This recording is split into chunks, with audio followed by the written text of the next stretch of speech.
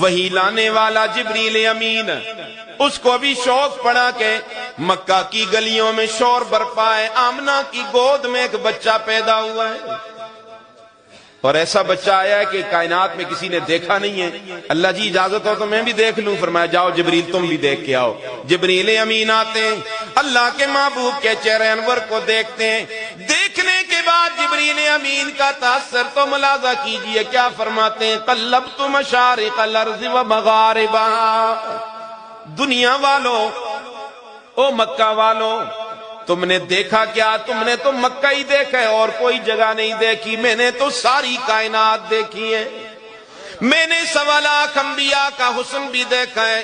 اور ان کے حسن میں سے جناب یوسف کا حسن و جمال بھی دیکھا، لیکن میں قسم اٹھا کے کہہ رہا ہوں لم ارا احدا